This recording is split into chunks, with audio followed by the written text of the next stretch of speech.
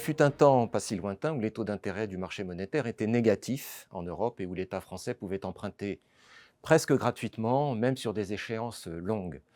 L'inflation semblait avoir disparu des radars au point que les banques centrales se préoccupaient surtout de la longueur des prix, peinant à en prédire la fin. Il aura fallu que survienne une catastrophe sanitaire majeure, ainsi qu'une guerre aux portes de l'Europe, pour que les choses changent, peut-être de manière définitive.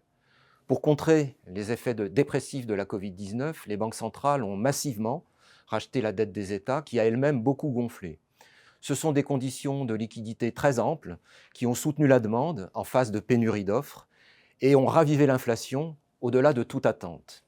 On connaît la suite.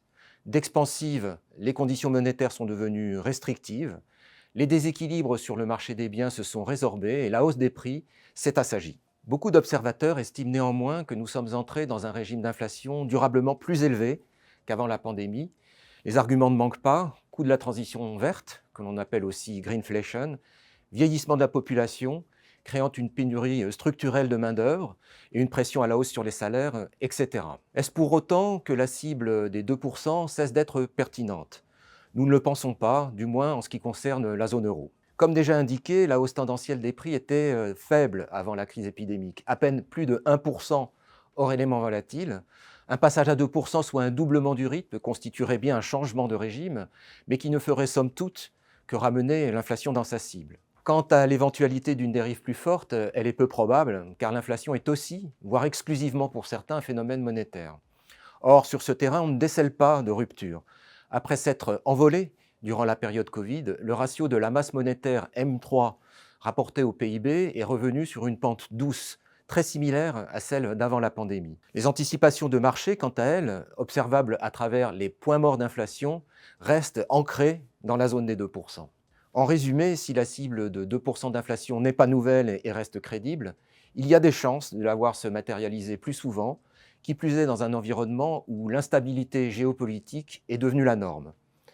Cela devrait conduire la BCE à plus de vigilance, sauf accident majeur, tout retour des taux monétaires au voisinage de zéro, a fortiori au-dessous, paraît exclu.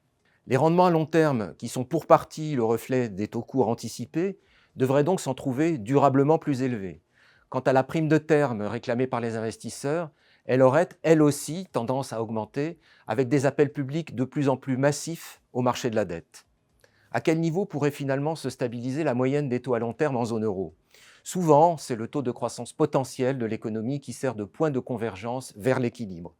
L'OCDE l'estime à 1,2% par an en termes réels, soit 3% environ en termes nominaux si l'on retient une cible d'inflation de 2%. Il se trouve que 3% est aujourd'hui le niveau de taux d'intérêt autour duquel les États empruntent à 10 ans en zone euro. Les meilleurs profils de risque payant un peu moins, les moins bons un peu plus. Nous serions donc loin des niveaux très bas, mais en partie anormaux qui prévalaient avant la pandémie, ce qui a de quoi satisfaire les épargnants, mais pas les États, qui voient leur équation budgétaire se compliquer singulièrement avec l'alourdissement de la charge d'intérêt payée sur la dette.